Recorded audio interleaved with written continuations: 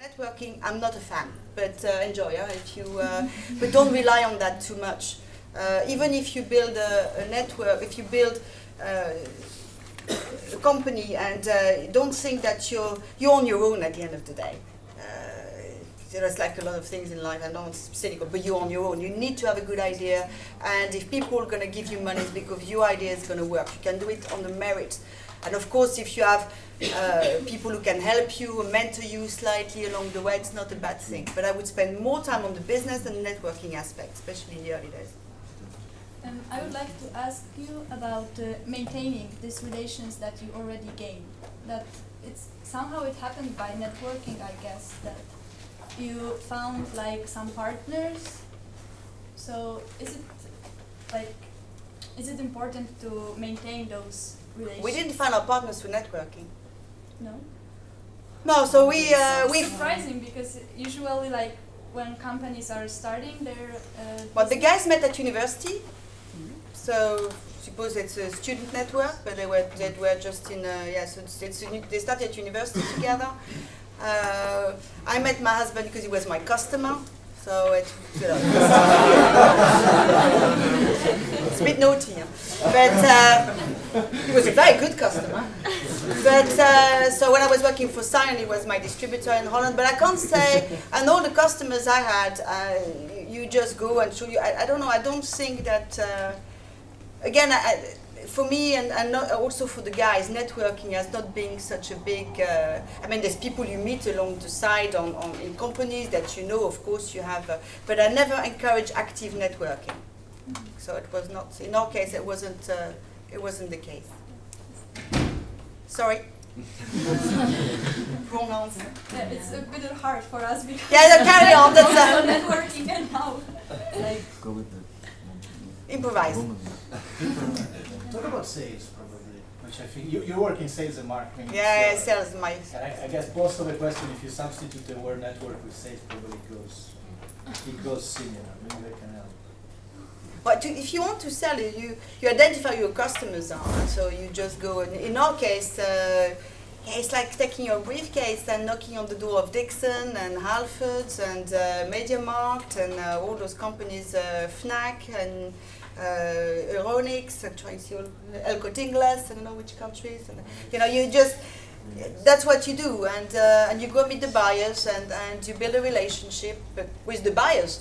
But you don't meet them outside. It's not people you meet, in a network outside the purpose for which you go and see them.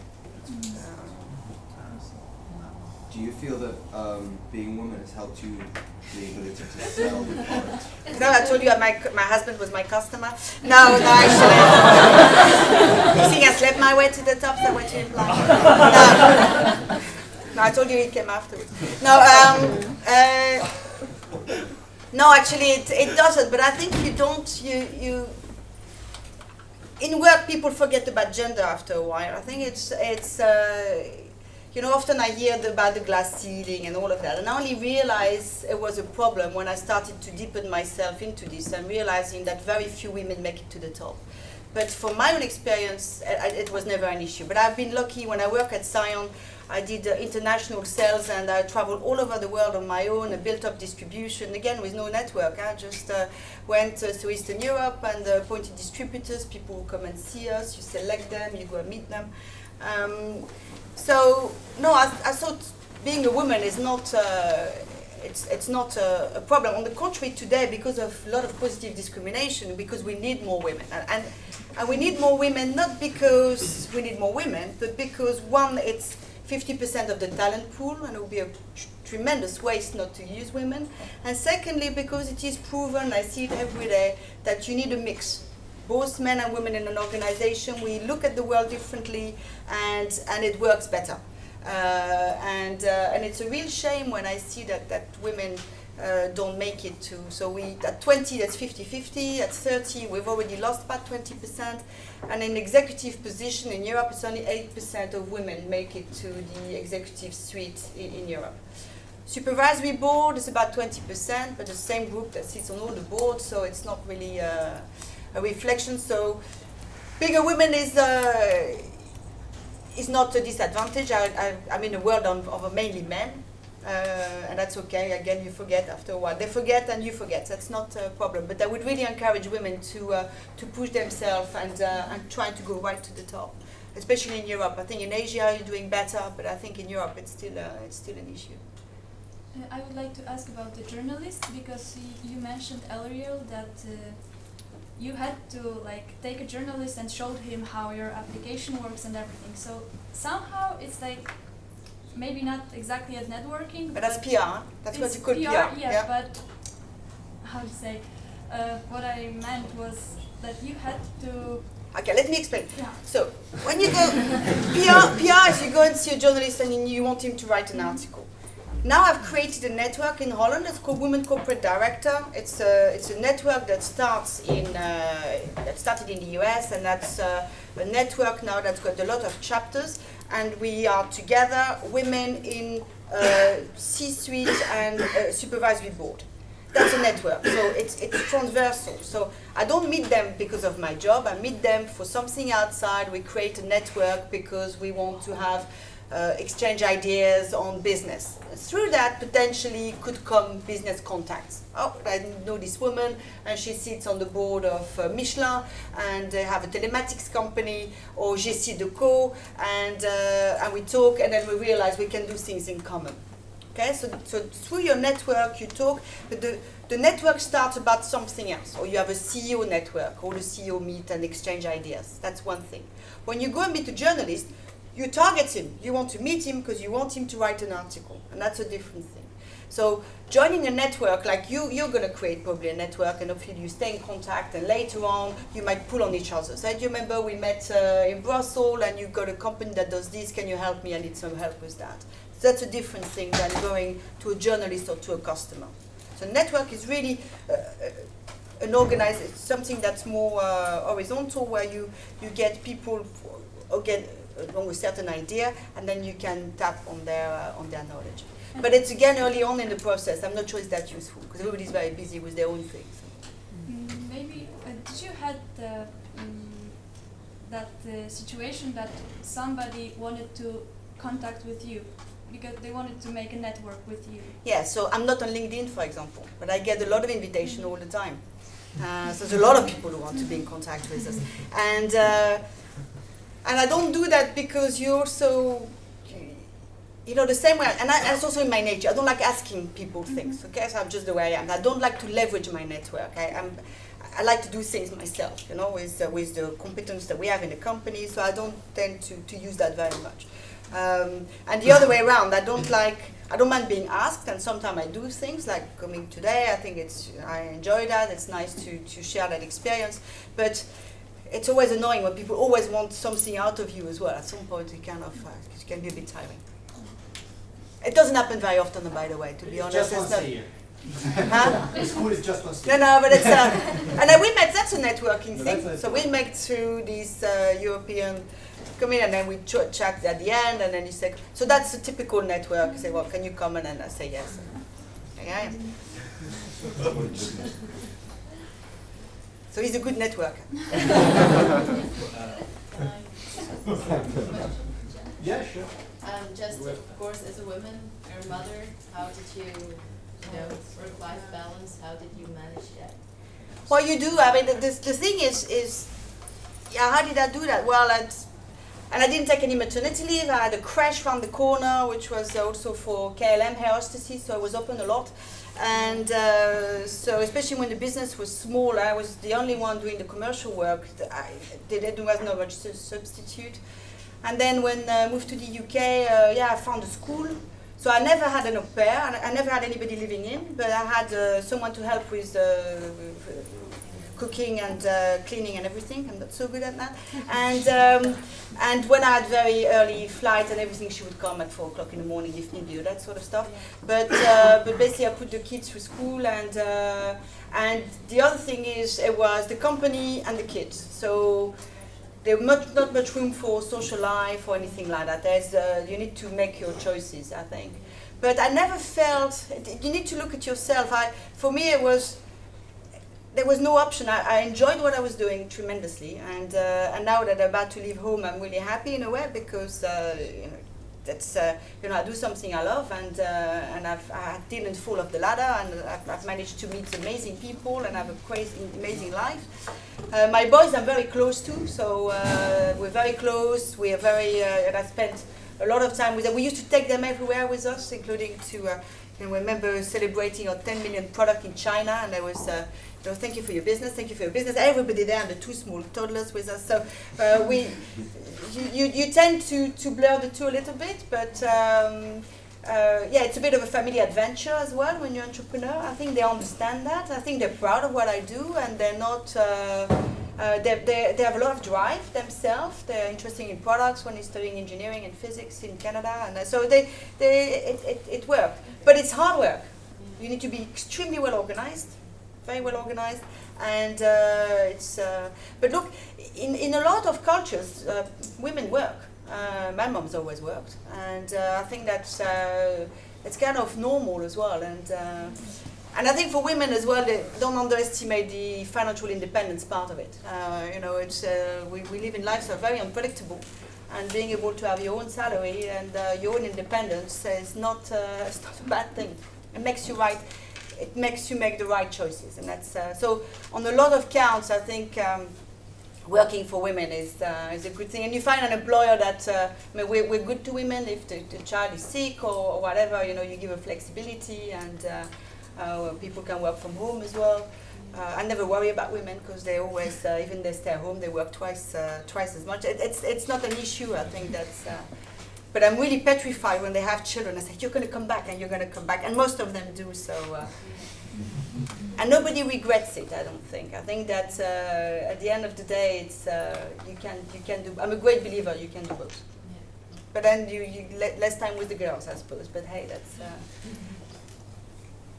Last one, brilliant. So our group was asked to try and find out a bit about failure. Yeah. So we were wondering, could you maybe give us an example of some point where you failed and what you sort of most learned from that experience, I guess?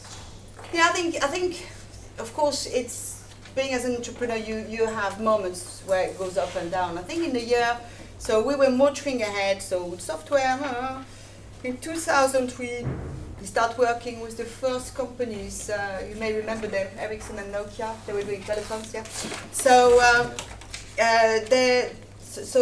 they wanted to do the first smartphones, and they were looking for application. And we put a lot of our resources and our development resources onto this. And guess what? The fun never happened, and we could have very much gone under at that time. So.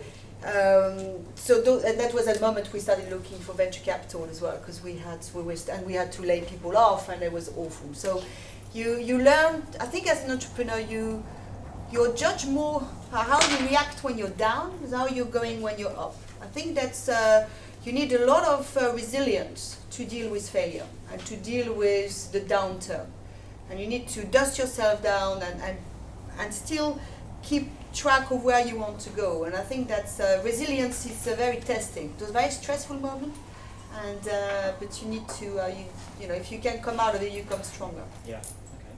Okay. We talked earlier about how you're very close with the 4 founders, and we were wondering, so when you have a failure as a team, how does that affect your relationship with your colleagues, your husband? Well, the thing is, because we agree, yeah, and we're very complimentary. So there is not saying, "Oh, but you twatted, it's your fault." Yeah. So everything is very collective. So actually, it's a big strength because there's always one to help the other. Because it's very lonely at the top. Actually, it sounds a bit like cliche, but it is. There's not many people you can talk to.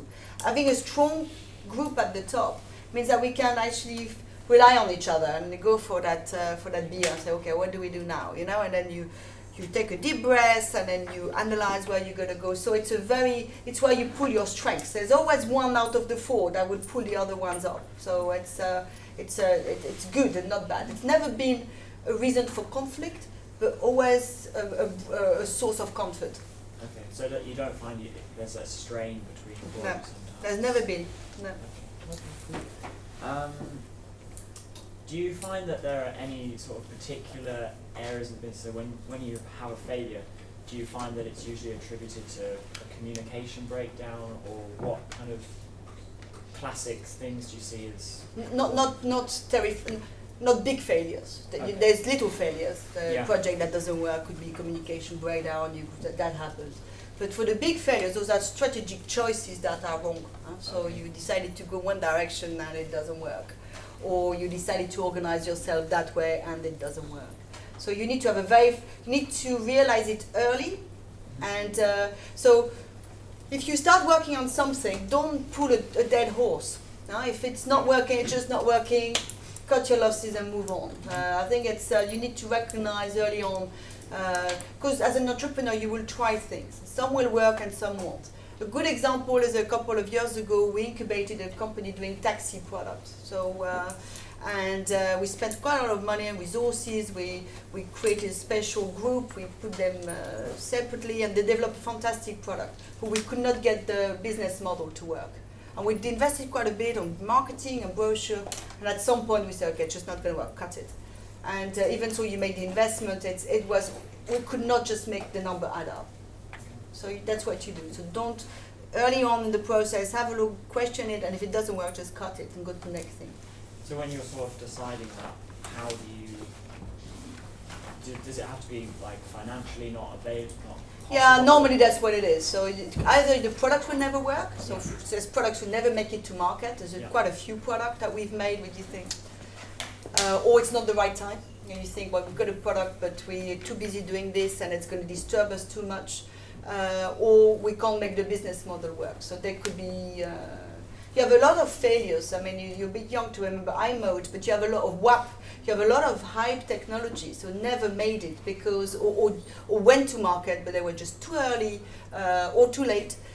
So you also need to be careful and assess your risk. Then it costs you a lot of money. Once you've gone to market, you've invested. So as young entrepreneurs, what would you kind of give us advice if we were trying to grow a company and try to avoid making the same mistakes as companies before us? What would you say?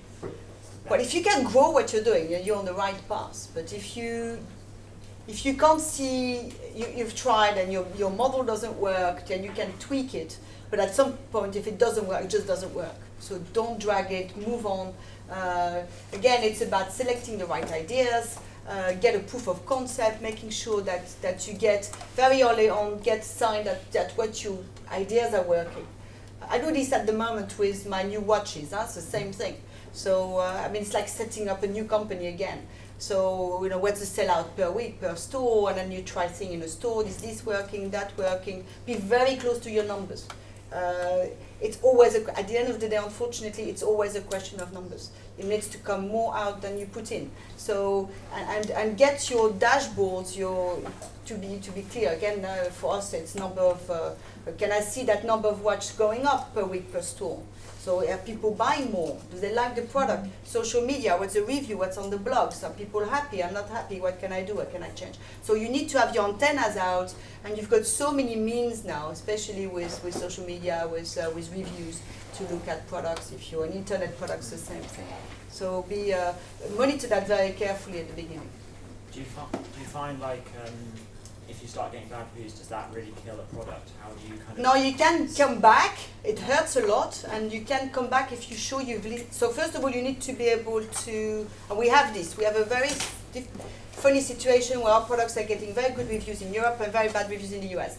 So it's a question of listening and being convinced you can fix it, and then take your time. So what I was saying earlier on, the resilience. Don't say, oh my God, but say, okay, what can we do to fix it? Take the team on the case, and then you see the reviews getting up, and so you can fix it. If it's not really, really broken, if in the reviews you see that actually the problem is actually not fundamental, you can see either it's fundamental and it's your software architecture doesn't work, or if it's a question of price, you can fix that, providing your margins are okay. But if it's a question of, we had a lot of reproach about the colors of the scheme. Now you can change the colors, that's fine. So it depends on the feedback you get. But you can change the reviews, yes. Brilliant. Well, thank you very much. You're welcome.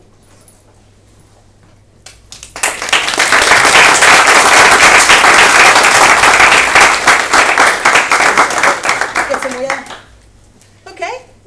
We have 4 minutes more actually. Okay. So there are 2 things that you could do. Either if there is any open question, definitely now it's the time about anything. whatever you think. Or usually what we do is that, I mean, some of you, there is a little coffee break there with some coffee, some water, but definitely someone of you wants to talk a bit more with Corinne before they take her down to the other one. That's your time to jump on.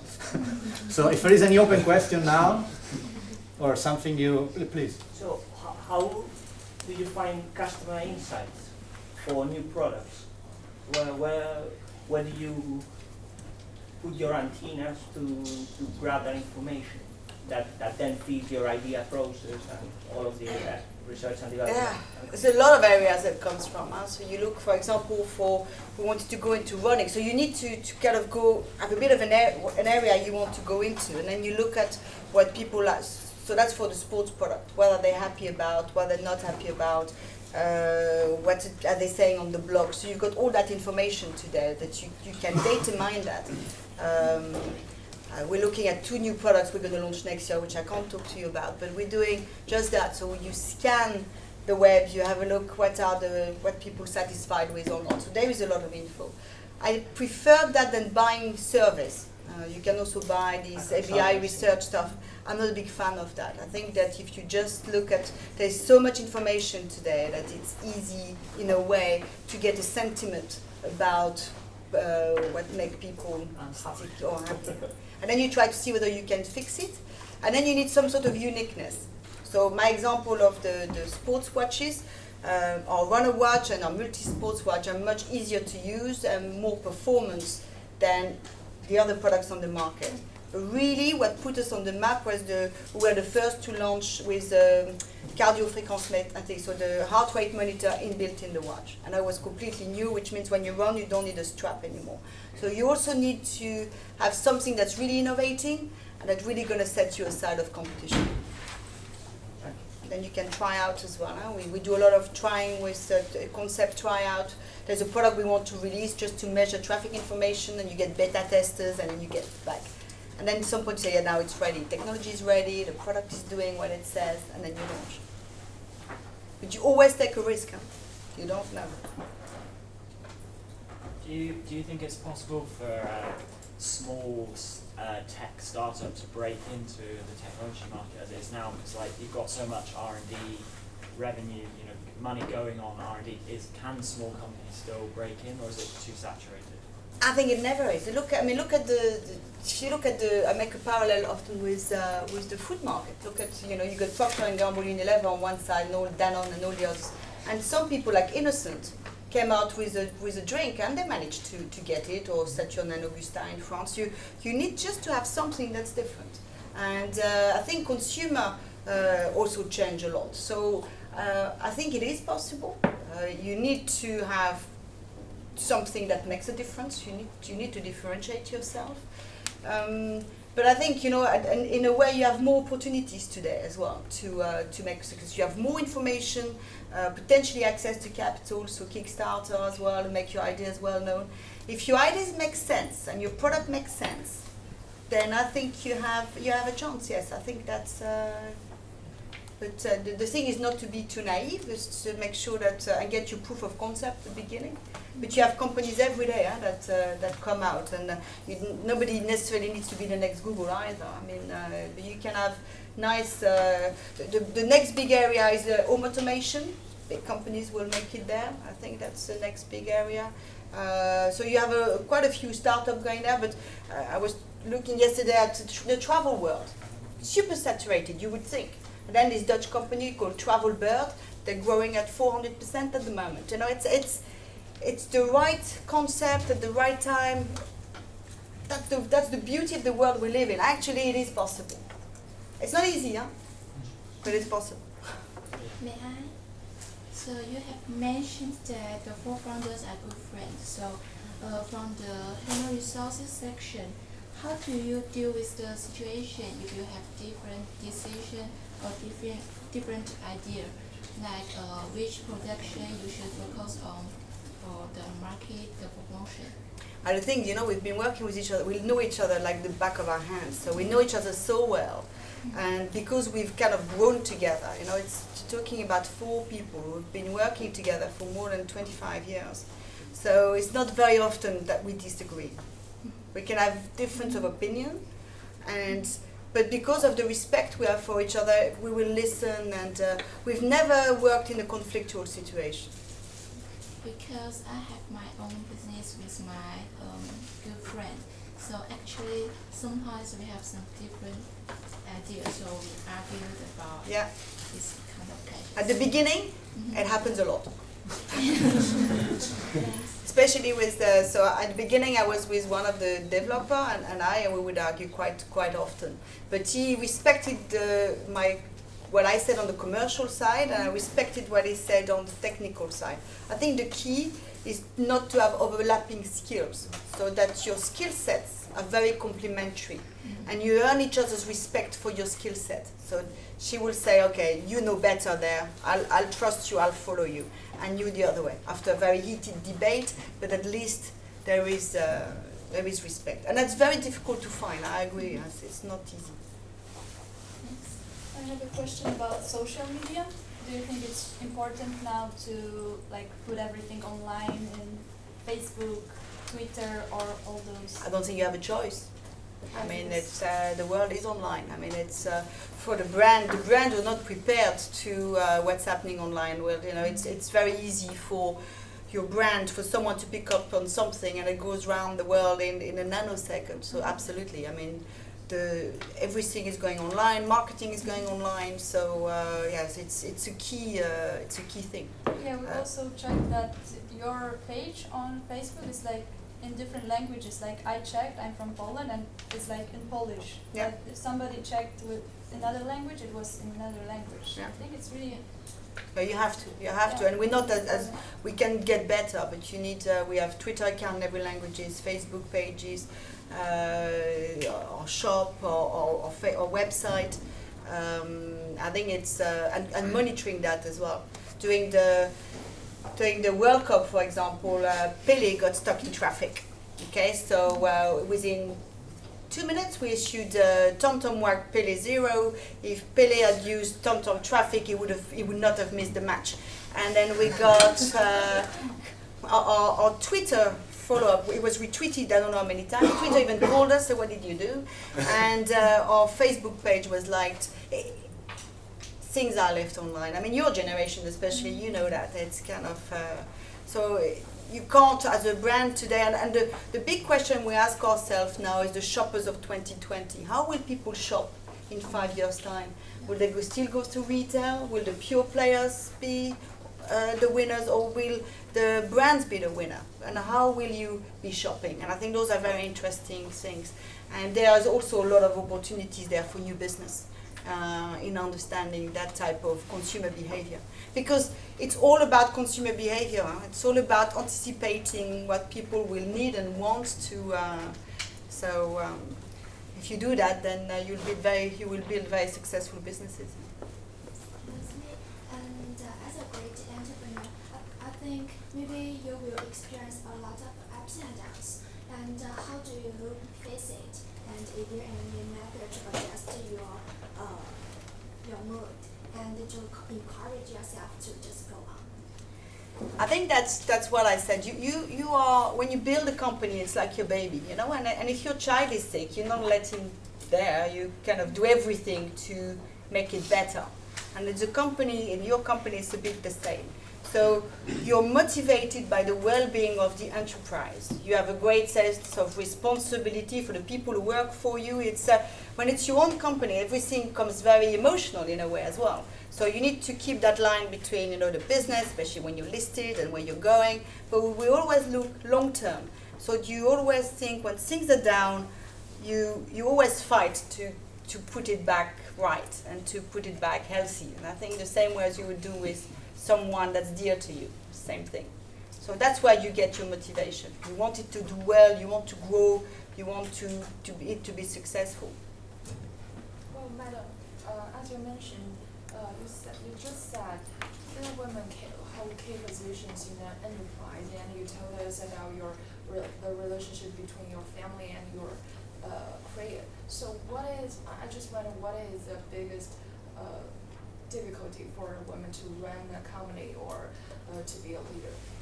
I think so. Now it's a bit different, but when I was in my previous company, to be honest, I went through the ranks quite fast as well. And I think the reason is confidence. I think you need to have confidence in yourself. And I know it's easy to say, but confidence is little things of every day. So, and the guys around here, I tell you, they don't ask themselves too many questions. They just get on and say, can you do this job? Of course I can. I can do 10 more things as well. And the girls, can you do this? Oh, I'm not sure. I haven't done that bit there, you know. And so just think about all the stuff you do well. And just see how, you know, that's, build on your little successes and look whatever is going to work for you. That gives you the confidence to put yourself forward and think how good you are and think how well you've done at school and think how hard you've studied and think that you really deserve to push yourself through. And when that pay rise comes around, go and ask your boss, that's what I've done, now I need to be paid for it. And when this promotion comes around, say, hey, there is a promotion, I think I'm qualified for the job. Because often the guys say, oh, this guy is a flight risk. It's a big question. If we don't give him what he wants, he will leave. She's okay. She hasn't asked for anything. So I think the girls, you need to be confident. You need to put yourself forward. You need to brag a little bit about what you've done in a nice way. But I think it's a question of confidence, and then you just make it to the top. Often in the company, the girls say, yeah, but my manager, he will see that I'm doing well. Yeah, if he's a good manager, he will. But if he's not, and you don't know. So I think it's important that you, in a nice way, but you know, put yourself forward, show what you do, make sure that you have contact to the top, that people see you, you know, come in their radar with a particular project. Don't be scared to go in someone's office in the evening, say, I've done this, what do you think? Can you help me? Could you be my mentor? Mentoring in companies is very important. Someone, you know, when the chips are down and you're feeling bad, someone will give you that little, come on, it's going to be okay. And, you know, companies are like mini societies. You need to find allies and people who will give you that little push. And you're worth it. You know, think about L'Oréal. Yeah. Last one. You were talking about social media marketing and so on. Live events like, I don't know, Google and Apple are doing, or the TED Talks, Yeah. are the right choice to get in touch with journalists, public, and is it the right choice to return from online, from socials to real life? Yeah, every now and then you need to. So every 2 years we do that. We invite all our journalists and all our customers, and yeah, you have a beer with them. And so you can't do everything online. You also need to meet people. I mean, we still, you know, funnily enough, even so, we have very good video conferencing for certain type of meeting. I insist everybody's in the room, especially if it's strategic. Because you've all seen on YouTube those funny videos where people are all on the speakerphones in different. Have you seen that? You know, when it's going to it's noisy or get out of the room or fall asleep. So you do want human interaction. I think that going online doesn't mean you suppress human interaction. And you need to go and see customers as well. And I think every live event where you have real people in the room is very important. And we do that with our employees as well. Even so, once a year we have a big sales and marketing event. We bring everybody together in a nice location where people can interact, exchange ideas. So that's, you still need that, thankfully. It's part of the fun as well. If you were behind a computer, it's not, I think it's a good mix. But you need social, I believe anyway that you need human interaction. Thank you. Thank you.